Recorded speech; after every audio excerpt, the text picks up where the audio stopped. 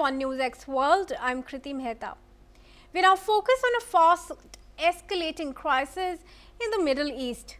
Saudi airstrikes on Yemen's port city of Mukalla, a direct warning to the United Arab Emirates, and a new fracture inside the anti-Houthi camp. Let's break it down.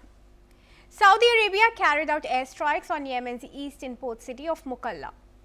Riyadh says the target was a shipment of weapons and armored vehicles allegedly delivered from the UAE and intended for the Southern Transitional Council, the STC. Saudi state media said the strike was limited, precise and conducted overnight to avoid civilian casualties. The weapons, Riyadh warned, posed an imminent threat to peace and stability. But this was more than a tactical strike. It was a political message. Saudi Arabia has now directly linked the UAE to the STC's recent military advances and called Abu Dhabi's actions extremely dangerous. That language is rare, and it signals a serious escalation between two long-time allies. According to Saudi officials, two ships arrived in Mukalla from Fujairah in the UAE with tracking devices disabled, unloading weapons and combat vehicles without coalition approval. Saudi Defense Minister Khalid bin Salman said STC forces must peacefully hand over territory they recently seized in eastern Yemen. But on the ground, the situation is moving fast. So why Mukalla and why now? The strikes come as separatist forces advance. The Southern Transitional Council has swept through large parts of Hadhramaut and Al-Mahra, pushing out Saudi-backed National Shield forces. Mukalla, the capital of Hadhramaut, is a strategic port on the Arabian Sea, far from Houthi front lines but critical for trade, energy routes and influence. Saudi analysts describe the earlier strikes as a warning. This latest strike attack suggests that warning was ignored. Now, in response, Yemen's internationally recognized anti-Houthi leadership declared a state of emergency. It ended cooperation with the UAE, ordered Emirati forces to leave within 24 hours, and imposed temporary border, airport and port closures except those approved by Saudi Arabia. Let's listen in to the leader of Yemen's Presidential Council. تميننا للدور السابق لدولة الإمارات العربية المتحدة وجهودها كعضو شارك في تحالف دعم الشرعية بقيادة المملكة العربية السعودية، إلا أن دورها أصبح للأسف موجها ضد أبناء شعبنا العظيم في دعم صريح للتمرد وإذكاء للفتن الداخلية بما يهدد أمننا واستقرارنا وتماسك مؤسساتنا ووحدتنا وإلحاق الضرر بشعبنا العزيز. Now, to understand the stakes, we need to ask, what is the STC? The Southern Transitional Council was formed in 2017. It emerged from the Southern Movement and calls for the restoration of an independent South Yemen, a state that existed from 1967 until unification in 1990. The STC is led by Idris al-Zubaydi, the former governor of Aden. It controls most of southern Yemen today.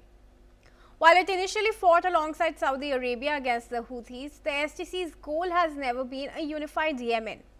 It wants secession. That puts it on a coalition course with Saudi Arabia's vision of a single Yemeni state, even if weak and decentralized. So where does the UAE fit in? The United Arab Emirates has long backed the STC politically, financially and militarily. Abu Dhabi sees the group as a reliable local partner and a counterweight to Islamist factions and Saudi-aligned forces. The UAE officially withdrew most of its troops from Yemen in 2019 but retained deep influence through proxies, chief among them the STC. Saudi Arabia, by contrast, has continued to support the Yemeni government. Same war, different end goals. That difference is now out in the open.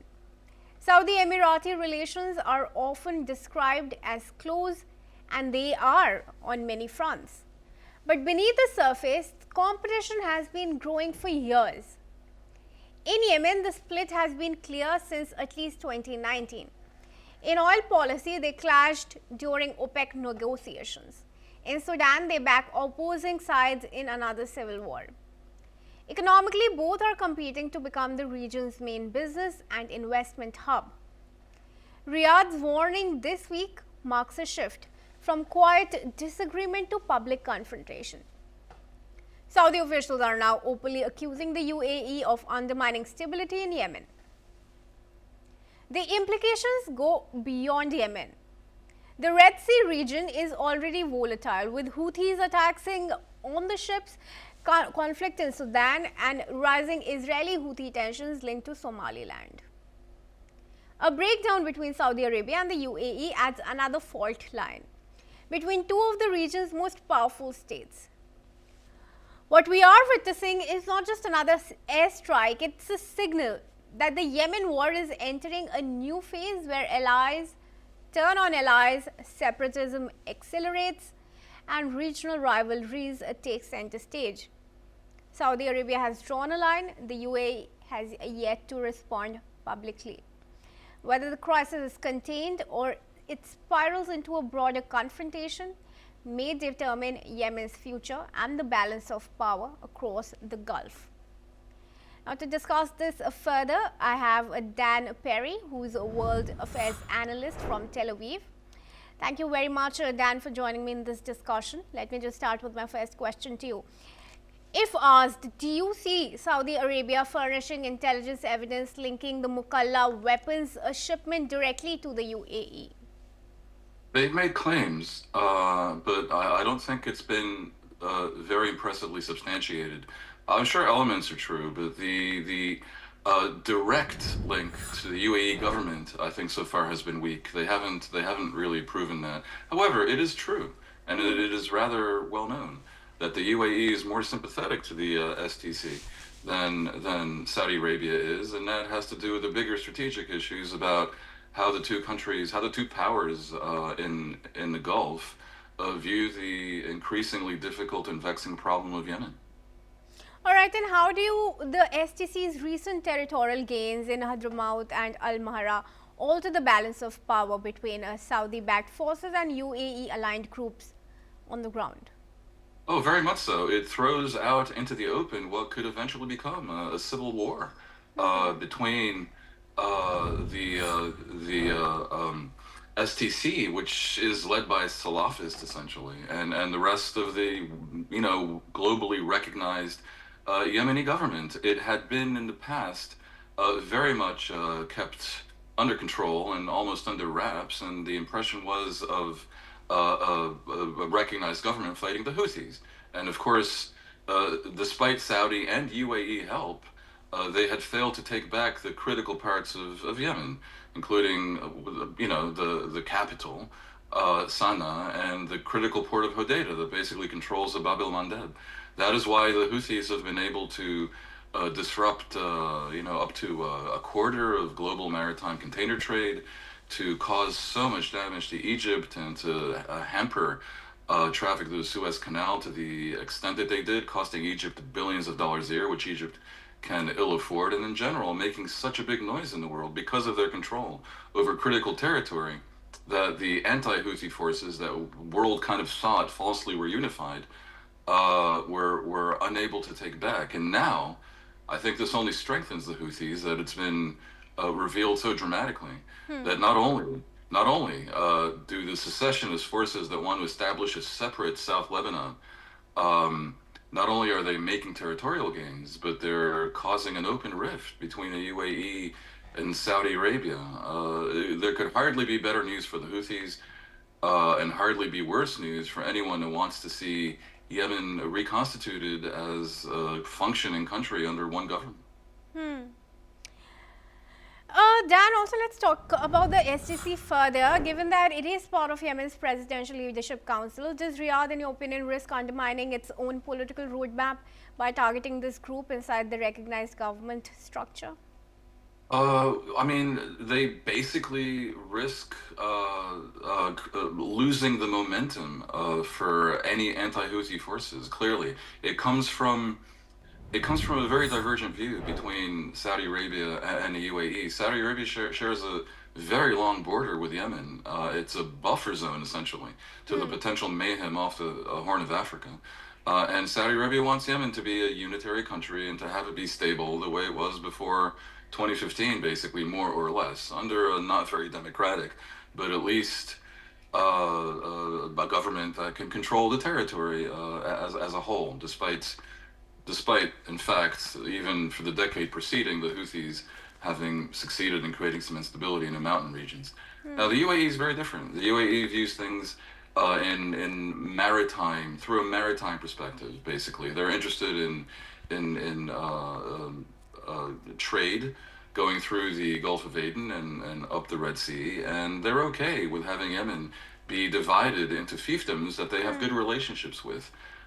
This is a fundamentally divergent point of view, and it is a rare instance where we see very much out in the open not only such a dramatic difference between the UAE and Saudi Arabia, but also some risk of a proxy war between forces backed by either. And this really can only be terrible news for anyone who wants to see stability restored in the region. And I would add the fact that Israel has, in the past week or so dramatically entered the fray by recognizing Somaliland, which is across the Gulf of Aden, basically, and across the Bab el-Mandeb. That's part of the equation as well.